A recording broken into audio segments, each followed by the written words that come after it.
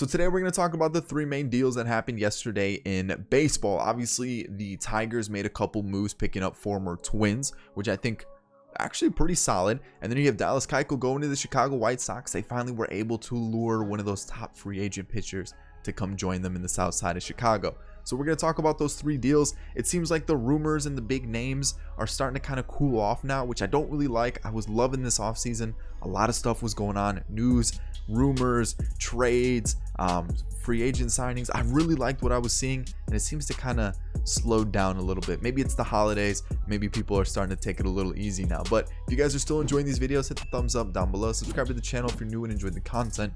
And as always, in the comment section, let me know what you guys think about these moves that happened yesterday. Also, in the top left hand corner is going to be my most recent video, and in the description are all social media links: Twitter, Instagram, Snapchat. Go and give them a follow if you haven't already.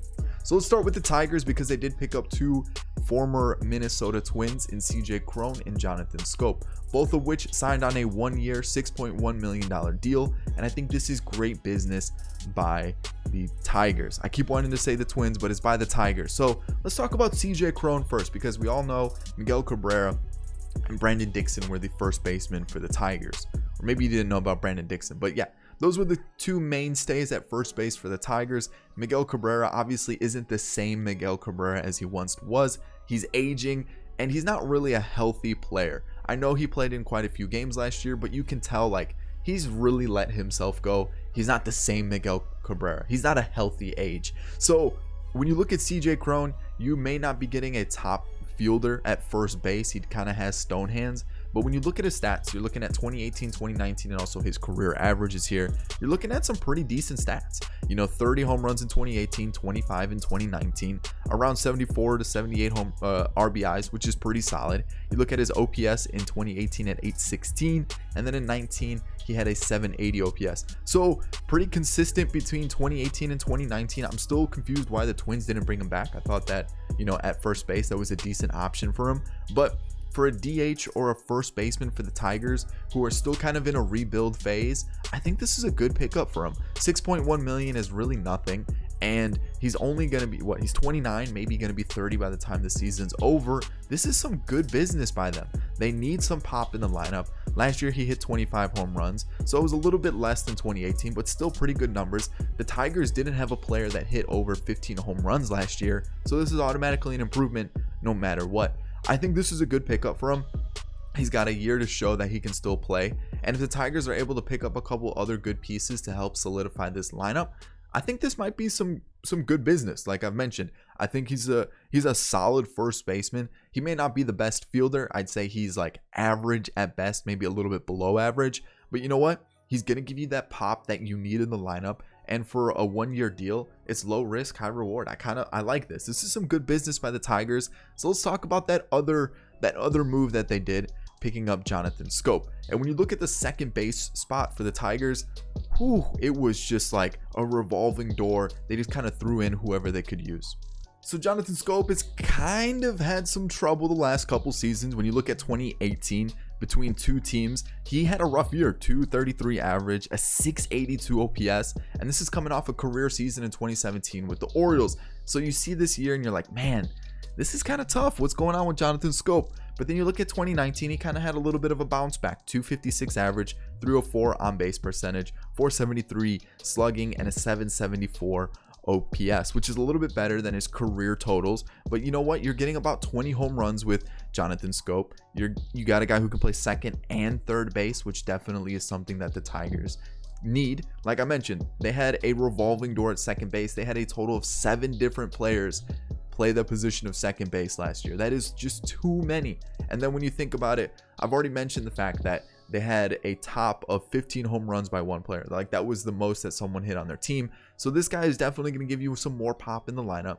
He's a decent defender at second base. He's not someone that's going to blow you away. He's not a Gold Glove winner, but at second base and third base, he's definitely going to get the job done. And I think this is, again, a really good pickup for the Tigers. They're still in a rebuild. He's only 27 years old, probably going to be 28 by the time the season's over.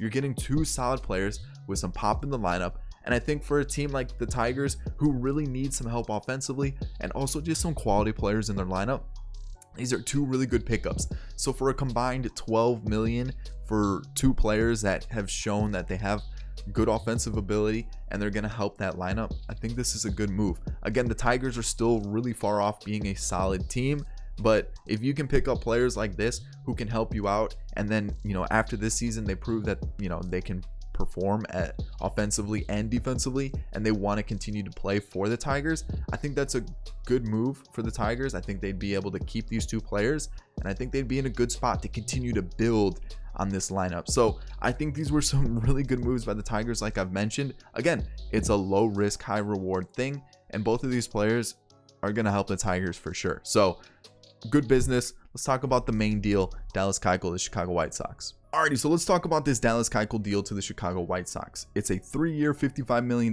deal with a 4th-year option that'll bump it up to $75 million. So that 4th-year option, Dallas Keuchel is going to be 35, 36. So, I mean, that's not terrible. Like I've mentioned in past videos, pitchers are starting to go a little bit longer into their careers now. You got Verlander, obviously that's kind of like an anomaly. But you got Scherzer as well. You got a bunch of pitchers who are kind of hitting that 35, 36-year-old point, and they're still doing a decent job. So let's talk about Dallas Keuchel. Last 2 seasons, he's been pretty consistent with the ERA, 3.74, 3.75. His whip's about 1.3 as well. And you look at his career, you're looking at a 1.26 whip.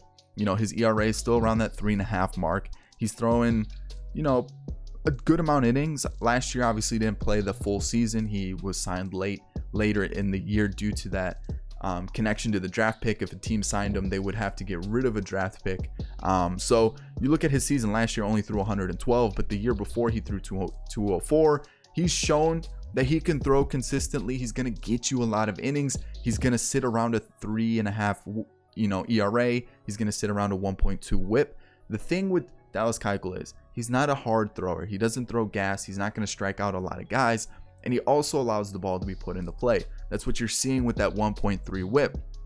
So with Dallas Keuchel, I'm just not sure how it's going to play out for the White Sox, because you look at how they are set up fielding wise and like defensively with the glove. I don't really see a lot of good defenders or good fielders on the team. Jose Abreu, I'd say he's about average. Second base, you just let go of the Gold Glover Yolmer Sanchez. Shortstop, Tim Anderson is definitely not the best of fielders. Third base, Yohan Moncada's okay. Eloy Jimenez, not the best. Center field, Luis Garcia's okay. Right field, Nomar Mazara is not terrible. So for me, I'm looking at this and I'm thinking, you got a pitcher who allows the ball to be put into play a lot, and you don't have the best of fielders out there. It's not the best combination, you know? So we'll see how it goes for the White Sox. It definitely is an improvement on what they already had in their starting rotation. They have Giolito. They signed Gio Gonzalez earlier this week. They have Reynaldo Lopez, Dylan Cease. You got Covey. You got Kopech coming back from Tommy John. You got Rodon coming back from Tommy John. So you have some good depth. You definitely have some players that I think Giolito's 100% starting. You have Gonzalez, who's 100% in the lineup. Reynaldo Lopez is like, okay, is he really going to show his potential? So we'll have to wait and see how this starting rotation fills out. But you got a guy who's going to be 31, 32 throughout the year. Dallas Keuchel, I think, was a good upgrade on their starting rotation. They finally got one of those top free agents to come in. They've missed out on Madison Bumgarner. They've missed out on Zach Wheeler. So to be able to get someone like Dallas Keuchel to come in and believe in the rebuild that the Chicago White Sox have, I think their team offensively is really solid. Behind the plate, Yasmani Grandal is really, really good. So I think you got a good catcher and pitcher combination going on there. But like I said, when you look at the rest of the lineup, they're not the best defensively, and Keuchel allows the ball to be put into play. So we're going to see how that plays out, and we'll see. I mean, I'm not saying it's a bad move by the White Sox at all. Like I've mentioned, they're heading in the right direction. They're kind of doing what the Cubs are not. You know, the White Sox are going up, the Cubs are going down. So they're looking like they're becoming one of the better team. They're the better team in Chicago, and I think this is definitely a step up for the team. I'm just kind of interested to see how it works out, because like I've mentioned, he doesn't strike out a lot of guys. He allows the ball to be put into play, and fielding wise, the White Sox aren't the best. So we'll see. I'm still not sure about it. I'm kind of going off of stats and stuff, but I think it's definitely improvement for the White Sox, and I think it was a good move. You know, 3 years, $55 million is nothing. You know, when you look at some of the other deals that pitchers are getting. I think this was some good business by the White Sox, and I'm kind of intrigued to see how it plays out. Dallas Keuchel, like you can go through his stats. He's been very consistent. You know, he's not gonna blow you away, but he's definitely gonna get the job done. So we'll see how it goes. I'm kind of intrigued to see how it goes as well. I think this was a good move for the White Sox if you're looking for, you know, a good veteran starting pitcher in your rotation. So we'll see how it plays out in the end. But that's just my opinion, guys. I hope you did enjoy today's video. If you did, hit the like button down below. Subscribe to the channel if you're new and enjoyed the content. And as always, in the comment section, give me your thoughts on what, you know, about the deals that we talked about today. So other than that, guys, all social media links will be down in the description. I think I've said everything that I want to talk about. On screen now are going to be 2 videos, my most recent and also one that YouTube recommends you check out. If you're new to the channel, hit that subscribe button, turn on all notifications, click that bell icon, make sure all notifications are on so you're notified whenever a video does go live. And I'll catch you guys all in the next one. Peace.